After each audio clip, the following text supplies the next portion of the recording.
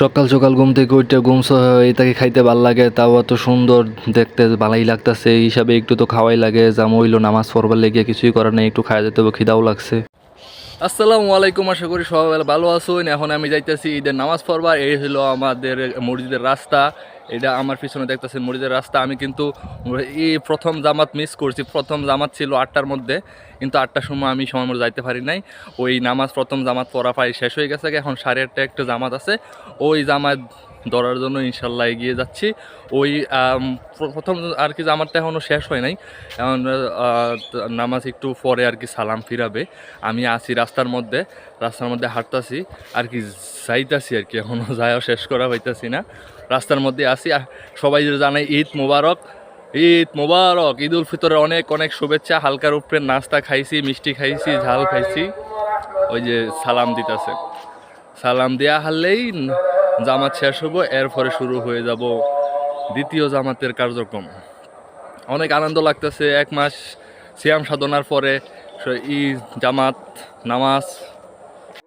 সকালের 8টা বাজে, 8টার সময় উঠে কি কোনো দিকে যাইতে মন চায়? কই না, আপনারা দেখুন এই রাস্তা, আমার চোখের মধ্যে ঘুমের মধ্যে আমি মুগ্ধা কথাও কই হইতেছে না। এই অবস্থা, এই সুন্দর প্রকৃতির মধ্যে খাড়াই রয়েছে, কারণ প্রথম জামাত মিস করছি। এখন দ্বিতীয় জামাতের লেগে আমার অপেক্ষা করা লাগতেছে। এখনও প্রথম জামাতের দোয়া শেষ হয়েছে না। আর আমার এই যে রাস্তা, সুন্দর রাস্তা, রেল বাংলাদেশ কৃষি বিশ্ববিদ্যালয়ের মধ্যেই পড়ছে একদম। মসজিদও যাইয়া দেখি ও মা গো, তো মেলা বয়ে পড়ছে। মেলা তো ঈদের পরে শুনছি রোববারে, আর এই দেখেন ঈদের দিন জামাতের মসজিদের সামনেই মনে করেন যে মেলা বয়ে পড়ছে। বড় বড় বন্দুক, বেলুন, আবার দেখুন কত বড় সাইজের বন্দুক। এই বন্দুকগুলো তো যুদ্ধ করুন যে মনে হচ্ছে। স্যার এটা জানি কি ছোটবেলা কইতো কাছের এর ভিতরে থাকে। আর এই আমার বন্ধু কইতেছে নামাজ কি শেষ হয়ে গেছে? আমি কিছু শেষ হয়ে গেছে, আরেকটা ওই ভিতরে পরে খাড়াই থাক, চিন্তা করিস না, নামাজ পড়া পাইবি। আমার এটা দেখে এর খুব ভালো লাগছে। অনেকদিন ধরে মেলা আমার চোখে পড়ে না। এটা দেখেন আমরা ছোটবেলা করতাম। আর এটা হলো আমার বন্ধু আইসে নামাজ পড়বার লেগে, ও সুন্দর করে খাড়া রয়েছে। আমার আসলে একটা সেলফি তুলে, আমি সেলফির বদলে এখন ছবি তুললে, ছবি না তো ভিডিও করে লাইছি। যাই হোক, এখন দেখতেছেন আমাদের কিন্তু মসজিদে যেটা পুরান আছে ওটা কিন্তু আর নাইকা, কারণ ওটা ভেঙে লাইছি না। আঙ্গর যে আমাদের ময়মনসিংহ সিটি কর্পোরেশনের সদরের একটা মডেল মসজিদ হইব, অনেক বড়। শুনছি যে 5 তলা হইব, অনেক বড় মসজিদ হইব। এই অপেক্ষায় আছে, এই যে কাজ চলতেছে। আর এখানে মনে করেন যে এই প্রথম জামা শেষ হয়ে গেছে, এখন সব লোকজন বের হয়ে চলে গেছে। এখন আমরা ঢুকবো, যারা অভাগা দুর্ভাগা, সকালে উঠতে লেট করছি, এর লেগে হেরা আইছি দ্বিতীয় জামাতে। কিছুই করার নাই, এখন আমাদের এইভাবেই নামাজ পড়া লাগবো। আলহামদুলিল্লাহ, আমার ঈদের জামাতে নামাজ পড়া শেষ। এখন আমি নামাজ শেষ হয়ে আমি এখন আছি এই মসজিদের, আমাদের মসজিদ আর কি গুরুস্থানের ভিতরে। এনে অনেকে এখন নামাজ শেষ হওয়ার পরে কবর জিয়ারত করবো আর কি।